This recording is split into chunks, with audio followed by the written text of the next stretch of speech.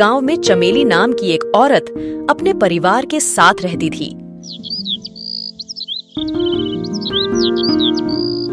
गांव में उसकी बटर चिकन की एक दुकान थी। वो इतनी स्वादिष्ट बटर चिकन बनाती थी कि उसकी बटर चिकन की खुशबू से ही लोग उसके तरफ खींचे चले आते थे। सच में मैंने अपनी पूरी जिंदगी में इतनी स्वादिष्ट बटर चिकन कहीं नहीं खाई। जो स्वाद तुम्हारे हाथों की बनी बटर चिकन में है वो और कहीं नहीं। धन्यवाद भैया, यह तो बस ऊपर वाले की दया है। हर रोज की तरह आज भी चमेली की कमाई बहुत ही अच्छी हुई थी। उसने आज की सारी कमाई घर जाते ही अपने पति को दे दी। इतने सारे पैसों को देखकर उसका पति बहुत खुश होता है, लेकिन उसका पति ने देखा कि चमेली कुछ परेशान है, इसलिए उसने चमेली से पूछा, तुम इतना परेशान क्यों हो? क्या बात है? सब ठीक तो है ना? कुछ ठीक नहीं है जी। मैं पूरे दिन बटर चिकन बेचने के लिए इतनी मेहनत करती हूँ और शाम तक बस ये थोड़े बहुत पैसे कमा पाती हूँ। अगर ऐसा ही चलता रहा तो हम कभी भी अमीर नहीं बन पाएंगे। कैसी बातें कर रही हो तुम? तुम्हारे हाथ की बटर चिकन खाने दूर दूर से लोग आते हैं। आपकी आमदनी इतनी अच्छी होती है और भगवान का दिया सब कुछ तो है। हमारे पास रहने को घर है, खाना है, कपड़े हैं, और भला हमें क्या चाहिए? आप बहुत भोले हो जी। आज के समय में इतने पैसों में क्या होता है?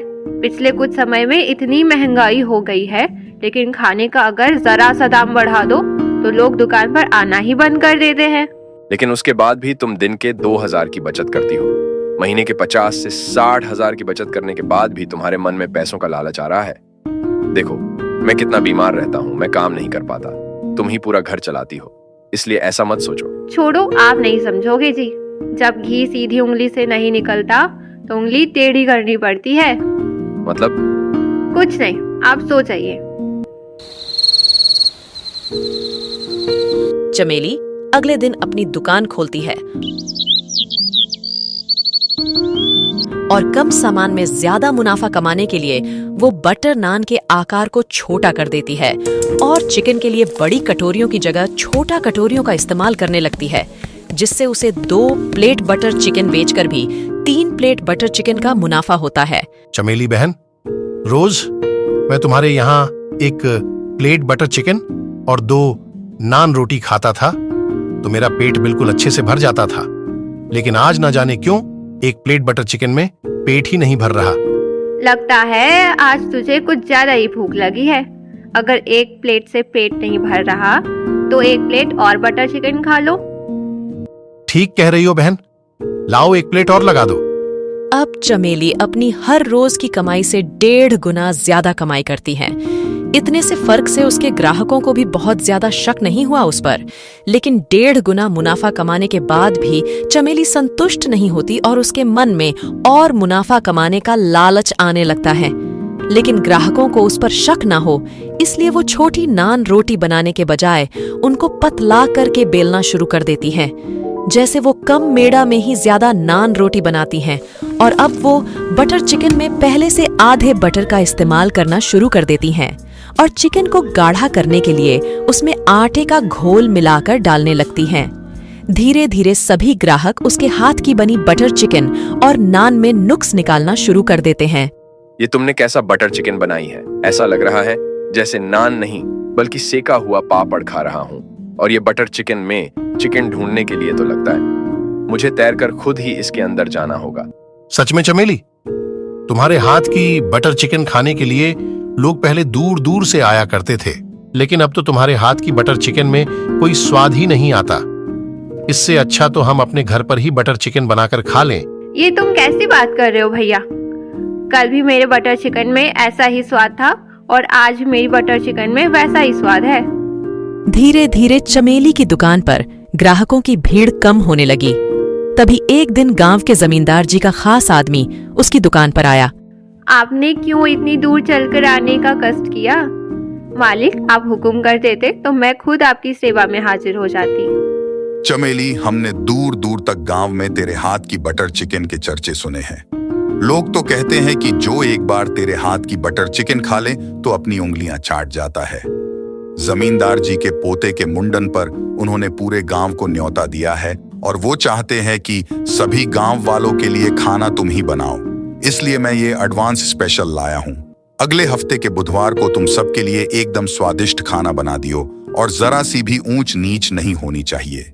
जमींदार साहब की इज्जत का सवाल है। आप चिंता मत कीजिए मालिक, मैं ऐसा खाना बनाऊंगी कि गांव वाले सब जमींदार जी की दावत की तारीफ करते नहीं थकेंगे। अब चमेली एडवांस में मिले पैसों से दावत में बनाने के लिए सामान खरीदने जाती है, लेकिन सामान खरीदते हुए अचानक उसके मन में पैसों का लालच आ जाता है और वो मन ही मन सोचती है कि भला सिर्फ गांव वालों की ही दावत के लिए इतना सामान लेने की क्या जरूरत है। इसीलिए वो कम सामान खरीद कर दिए गए पैसों में से कुछ पैसे बचाकर अपने पास रख लेती है और कम सामान लेकर दावत बनाने के लिए जमींदार जी के यहाँ पहुंच जाती है। वहां वो मदद के लिए एक लड़के को भी अपने साथ लेकर जाती है और जमींदार साहब के घर के पीछे खाना बनाना शुरू कर देती है। देखते ही देखते जमींदार जी के यहाँ सभी गांव वाले और उनके सभी मेहमान आने लगते हैं। खाने की खुशबू तो जोरदार आ रही है, आज तो दावत खाने का मजा ही आ जाएगा। सबसे पहले जमींदार जी के खास मेहमानों को खाना परोसा जाता है। उसके बाद गांव के सभी लोग अपने सामने इतने स्वादिष्ट खाने को देखकर खाने पर टूट पड़ते हैं और देखते ही देखते थोड़ी ही देर में सारा खाना सफाचट हो जाता है। अरे ओ, हमें भी तो खाना परोसो, कब से खाने के इंतजार में बैठे हैं। क्या कहा? खाने के इंतजार में बैठे हो? अरे तुम लोगों ने तो सब कुछ खा पी के सफाचट कर दिया और कह रहे हो कि खाना परोसो। अरे आप जाओ यहाँ से, खाना खत्म हो गया है। पता नहीं कैसे भुक्कड़ लोग हैं, इतना सब खाकर भी पेट नहीं भरा। लेकिन भाभी, गांव के आधे लोगों ने तो अभी दावत खाई ही नहीं। जब आपको जमींदार साहब ने खाने के पूरे पैसे दिए हैं तो आपने सबके लिए भरपूर खाना क्यों नहीं बनाया? तू मुझसे जुबान मत लड़ा, मैंने तो सबके लिए ठीक ठीक खाना बनाया था, लेकिन ये लोग न जाने कौन से जन्म के भूखे हैं, सभी लोगों का खाना अकेले ही खा गए। जमींदार जी के यहाँ कम खाना बनने की वजह से वहाँ आए आधे गांव वाले भूखे ही रह जाते हैं, लेकिन जमींदार साहब के आगे वो कुछ बोल नहीं पाते और बिना खाए पिए ही अपने घर आ जाते हैं। अगले कुछ दिनों तक पूरे गांव में यही बात चलती है रहती है।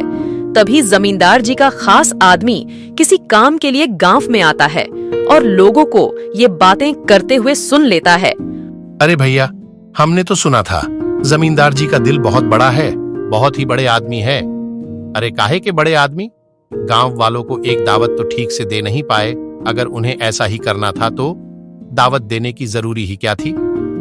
आधा गांव उनके यहाँ से भूखा लौटा है। उन लोगों की बातें सुनकर जमींदार जी के आदमी को कुछ समझ नहीं आता है। फिर वो उन लोगों से पूछते हैं, ये सब क्या कह रहे हो भैया? आपको जमींदार साहब के घर में खाने को नहीं मिला? अरे भैया, खाने का एक निवाला तक नहीं मिला। उस आदमी की बात सुनकर जमींदार जी के खास आदमी को चमेली पर शक होता है। ये सब मैं क्या सुन रहा हूँ चमेली? ये गांव वाले जमींदार जी के बारे में ये सब क्या बोल रहे हैं? आप क्या कह रहे हैं मालिक? मुझे कुछ समझ नहीं आया। तुम मुझे ये बताओ कि जब मैंने तुम्हें सभी गांव वाले दावत के लिए सामान के पूरे पैसे दिए थे तो दावत में आधे गांव वाले भूखे कैसे रह गए? उसकी बात सुनकर चमेली थोड़ा घबरा जाती है, लेकिन वो बहाना बनाते हुए कहती है, मालिक, आप नहीं जानते ये गांव वाले कितने भूखे हैं। मैंने तो सब लोगों के लिए भरपेट ही खाना बनाया था, लेकिन वो सारे खाने को लोग कब सफाचट कर गए मुझे पता ही नहीं चला। एक एक आदमी ने दावत में 4-4 प्लेट खाया था। तो आप ही बताइए मालिक, इसमें भला मेरी क्या गलती है? ये लोग तो खाने को देखकर ऐसे झापट पड़े जैसे जिंदगी में पहले इन्होंने खाना देखा ही ना हो। चमेली की बात सुनकर उस आदमी को चमेली पर यकीन हो जाता है और वो बिना कुछ कहे उसकी दुकान से चला जाता है।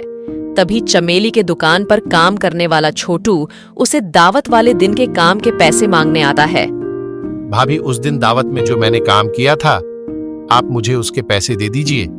मुझे आज मेरी माँ की दवाइयाँ लेकर जानी है। आप मुझे मेरे पैसे दे देंगे तो बड़ी मेहरबानी होगी। क्या कहा? दावत में काम करने के पैसे? मेरी बात ध्यान से सुन ले, तेरी तनख्वाह के अलावा एक फूटी कौड़ी भी नहीं मिलने वाली तुझे। एक तो पूरे दिन यहाँ एक काम करता नहीं, ऊपर से दावत के पैसे मांग रहा है। भाभी, मैंने तो रात भर रुककर आपके साथ सारा काम किया था। आपको तो मुझे पैसे देने ही होंगे। तुझे एक बार बोला तो समझ नहीं आया क्या? एक पैसे भी नहीं मिलेंगे तुझे, निकल जा यहाँ से। चमेली के ऐसे बर्ताव से छोटू को बहुत बुरा लगता है और वो क्रोधित होकर जमींदार के खास आदमी के पास जाकर चमेली की सभी करतूतों के बारे में बता देता है। अच्छा तो ये बात है, लगता है चमेली के सर पर पैसे का भूत कुछ ज्यादा ही चढ़ गया है। तुम चिंता मत करो, तुम्हें तुम्हारे हक के पैसे जरूर मिलेंगे और उसे उसके किए का हर्जाना भी भरना पड़ेगा। जमींदार जी का आदमी अब छोटू को लेकर चमेली की दुकान पर जाता है। छोटू और उस आदमी को साथ में देखकर चमेली के तो होश ही उड़ जाते हैं। इससे पहले कि चमेली कुछ बोल पाती, जमींदार साहब का आदमी बोलता है, क्यों बहन चमेली, लगता है कुछ ज्यादा ही पैसे का लालच आ गया है तुम्हारे मन में। ये क्या कह रहे हैं मालिक? लालच? कैसा लालच? ज्यादा भोली बनने की कोशिश मत करो, मुझे छोटू ने सब बता दिया है, कैसे तुमने उन दावत के आधे पैसे अपने पास रख ली और इसके काम की मजदूरी भी इसे नहीं दी। तुम जैसी लालची औरत का हिसाब तो सिर्फ पुलिस ही कर सकती है। मैं अभी पुलिस को फोन लगाता हूँ, अब वो ही तुम्हारी अच्छी से खातिरदारी करेंगे। मुझे माफ कर दीजिए मालिक, गलती हो गई, पुलिस को मत बुलाइए। मैं अभी इनकी मजदूरी और आपको आपके पैसे वापस कर रही हूँ, लेकिन प्लीज पुलिस को मत बुलाइए। पैसे तो तुम्हें देने ही पड़ेंगे, लेकिन तुमने जो किया है उसकी सजा तो जरूर मिलेगी। जमींदार साहब से डरकर चमेली छोटू को उसकी मजदूरी और उस आदमी को बचे हुए सारे पैसे दे देती है। तभी वो आदमी चमेली से कहता है, तुम जानती हो तुम्हारी वजह से गांव में जमींदार साहब की कितनी बदनामी हुई। अगर चाहती हो कि मैं पुलिस को न बुलाऊं तो अभी के अभी मेरे साथ पंचायत में चलो और अपने मुंह से अपने इस करतूत के बारे में बताओ, वरना मुझसे बुरा कोई नहीं होगा। पुलिस के डर से चमेली अपनी सारी गलती कबूल कर लेती है कि उसने लालच में आकर ऐसा किया, जिससे पूरे गांव में जमींदार साहब की बदनामी हुई। चमेली सभी से माफी मांगती है, लेकिन उसके इस हरकत के बाद गांव वालों ने उसकी दुकान में जाना बंद कर दिया। फिर चमेली ने दुकान खोलना बंद कर दिया, जिसका उसे बहुत पछतावा है।